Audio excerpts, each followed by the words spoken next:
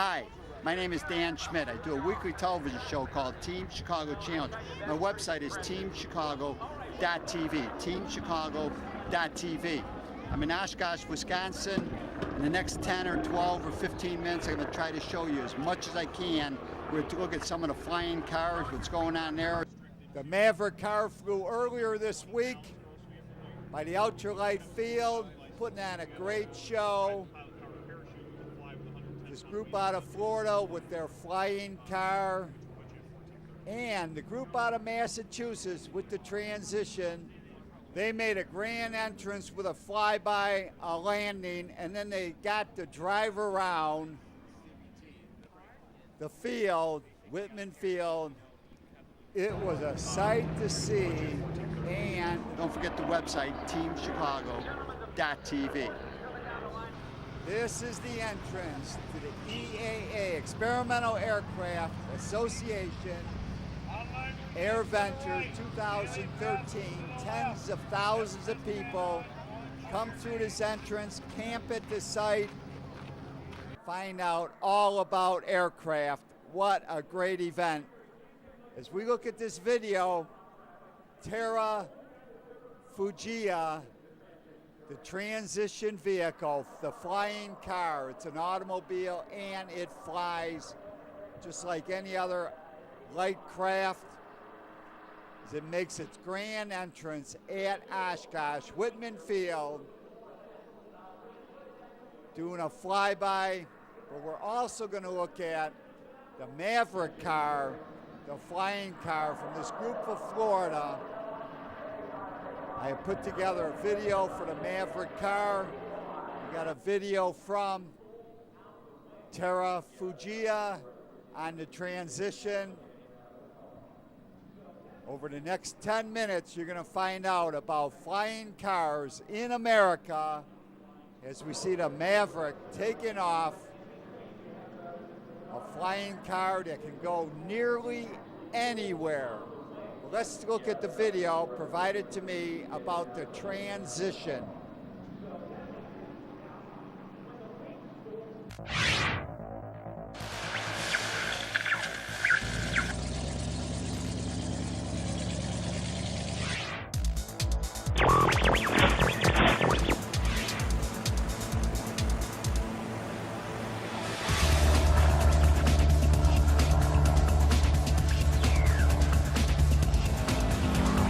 We flew, yes! That was gorgeous. We've always dreamed about having a flying car, and here it is.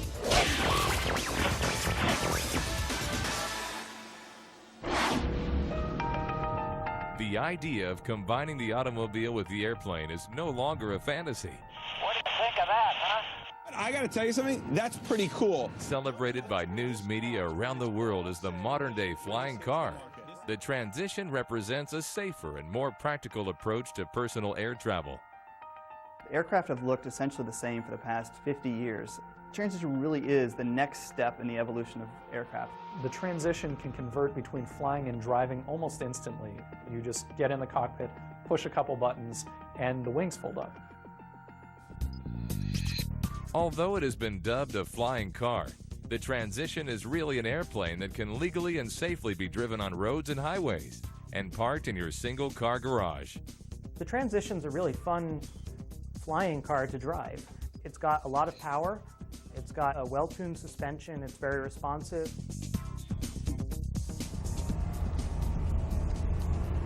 That was great. The Transition flies like a really nice airplane. I've flown 20 to 30 different airplanes in my career, and the Transition is by far the easiest airplane to land. It's smooth, controllable, and very stable. With all the data we collected from the proof of concept aircraft, in combination with these sophisticated design and performance modeling tools, we've been able to really optimize the design of the next generation Transition. The beauty of this design is really how simple it is. With four-wheel independent suspension, a wide track, a long wheelbase, and a relatively low center of gravity to provide really good stability and handling when you're driving on the road. The Transition is designed to fly like any other light sport aircraft, but it provides a unique capability to land and continue your trip on the ground safely, no matter what the weather is like. Pilots who get behind the controls for the first time will feel at ease in the Transition's comfortable and user-friendly interior. The control panels are designed to be intuitive and easy to use with touchscreen interfaces. There's also just one GPS navigation system that combines both your road maps and your aviation charts. Key features include pilot and passenger airbags, crumple zones, and a safety cage. The Transition is the first aircraft to ever bring this sort of safety technology to the aviation industry. As a result, the Transition was granted a special weight exemption by the FAA. The weight exemption is really significant. It allows us to add the safety features that cars have without compromising the useful load of an airplane. The Transition also provides a much safer option for pilots who risk flying in bad weather. Should you be faced with adverse weather, you have a GPS on board, you find the closest airport, you safely land the vehicle, you fold up the wings, and you continue on in your trip. The Transition is a game changer for pilots because now you're not just thinking about your trip as going from airport to airport, but going from your home to your final destination. After a century of talk, the world is finally ready for a flying car. As we look at the Transition on the ground at the EAA AirVenture, I had a chance to talk to the senior engineering technician, John Telfian. Okay, my name is John Telfian. I am the composite guy. My background is in boat building, and I was for 31 years building racing sailboats, 50 to 100 feet of top-level racing, ocean racing sailboats, including America's Cup boats. So my expertise was composites and carbon fiber. So when I saw these guys were building an airplane, I'm into airplanes, I decided I'd like to work for them. So I've been working with them for 6 years now. So you were there at the bottom, at the ground, when they first... Well, not right away, but yeah, early on. So what's the lifespan so far? You're saying 8 or 10 years they've been... Well, the company has been around, I think in 2006, it was incorporated. I joined them in 2007, and we built the proof of concept vehicle, which is the one that we flew for the first flight. We learned a lot, made some modifications. This is our second developmental version, and we've been test flying this now. We have about 60 hours on this now for test flying. Price-wise, you're still at the same range? Yeah, you're still meeting your targets? Yeah, it's not inexpensive. It's $279 right. For the base model, but we're trying our best to keep that as the price. So who's the main driving force? I mean, as a guy that came in later, whose concept is this? Well, Carl Dietrich is his concept. I asked him once when he started designing this. He said he started drawing this when he was 12. So this has been a dream of his for a long time, and he's the force behind it. He's the one who put the group together. A group of friends at MIT grad school. Carl was getting his PhD in aeronautics, another PhD with Sam, and a couple of mechanical engineers. So they all got together and started this company. Target weight, 2 people and luggage? Yeah, it's two people with room for luggage, weekend bags. There's also an area where you can store golf clubs. We learned early on that golf is very important to our customers. So there's a place for your golf clubs. Like I said, we're going to do one more prototype before production, and we're going to it'll look essentially the same. The outer mold line will be the same, but we're going to make some improvements in the interior. We're going to switch over to the Rotax fuel-injected engine instead of the carbureted version, which that's all they had when we did this. Right. And we're going to make the booms and all the other parts replaceable. They're bolt-on parts. If you get damaged in one of the booms, a tail boom, you can just order another one, ship it out, exactly, bolt it up. Exactly. Right now, we're definitely, this is a test machine. We have about 60 hours, and it's testing, expanding the envelope, the flight envelope. Thank you, John, and thank you for helping to bring a dream to reality in the good old USA. And now we're looking at the Maverick car. I-Tec Industries, the flying car, and we're going to look at a video I put together to help explain the mission of the Maverick car and their crew.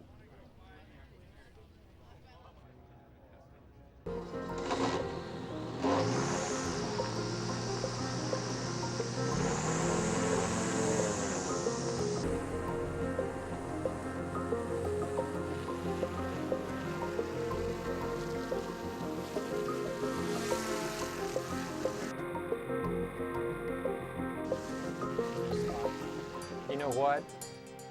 There's got to be a better way for the average person that needs to move in the world at the end of the roads or beyond roads to get from point A to point B without having to be a professional pilot. And I knew that using the Skyway was the secret.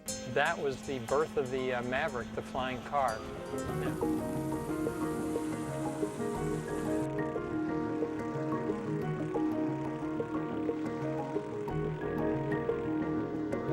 Then I realized what we've got to do is we've got to invent a new technology that fits the people that need it.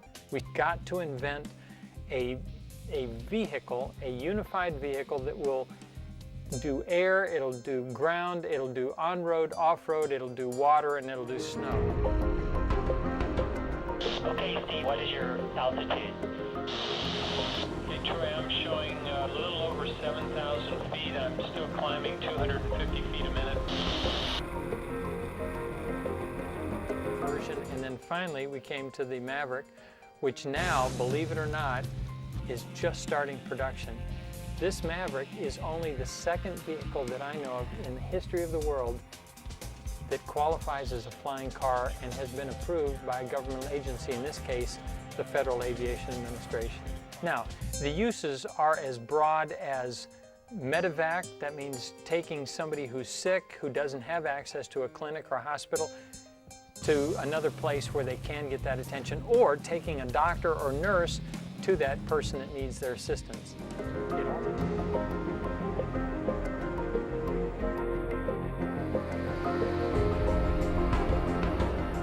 Okay, now your speed going west? 35 knots, 35 knots.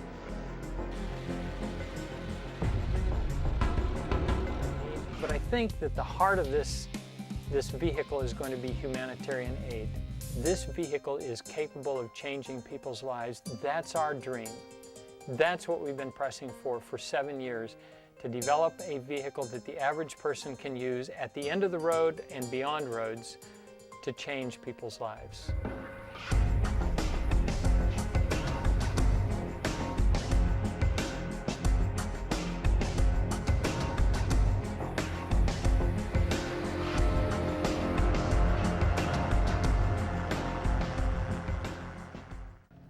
As we look at the Maverick car on the ground, I had the opportunity to talk to the test pilot, Troy Townsend, and he will tell us about some of the products produced by I-Tec and give us a little insight onto the Maverick flying car. I'm Troy Townsend. This is the Maverick flying car designed by I-Tec, which is the Indigenous Peoples Technology and Education Center. We're an engineering nonprofit. We build tools and training systems for indigenous areas, and the Maverick is one of those technologies. I know that I've heard that you guys do medical kits and dental kits for people living in, whether it's Indonesia or Central America. Absolutely. One of our products is a fully articulating dental system. It's backpackable. It weighs about 25 pounds. You can backpack this thing into the jungle and set up a full dental clinic. And then our goal is to be able to teach somebody in that community how to do that dental work. And this is missionary work that you guys are doing too. Yeah, it's missionary work, yes. It's absolutely missionary work that we do. The thing behind this car is that you'll be able to get people in native areas around the world, can have something that can fly, you could drive to the end of the road and then fly over the canopy. Absolutely. We needed a vehicle that we could drive through the bush as far as we possibly could go until the bush ends and it's trees, canopies, a ridgeline. Then we put the wing up and we hop over it. If it's a river, a ridgeline, or a canopy of a jungle, to get down into the settlements, then we pack the wing up and then we continue to drive. So basically, it's obstacle avoidance. You're the guy that gets to fly these things. So what is it like to fly? I mean, you fly regular airplanes too. So tell me the pluses, the negatives. It flies right at 40 miles per hour. It's a constant speed vehicle. So it's not fast, but it can go anywhere. That's right. It's capable. You know, it drives about 3 times as fast as it flies. So like I said, it's a car first. It's a true flying car. You drive, and then you come to an obstacle, you fly over it, and then you can drive again. Thank you, Troy, and thank you, everybody at I-Tec, for what you do, your missionary work. The EAA AirVenture modern planes, nearly everybody from the aviation industry is in Oshkosh. As you look at some of the warbirds, P-51s, this is an early one, a red-tail P-51, P-51s from later in World War II and Korea. A great selection, maybe the largest grouping of warbirds in the world, a torpedo bomber like President George Bush flew. And as we see, Devil Dog, the B-25, being moved on the grounds. For more information on EAA, it's EAA.org, airventure.org. The 2014 dates are July 28th through August 3rd. TeamChicago.tv. Walk with Dan. See ya!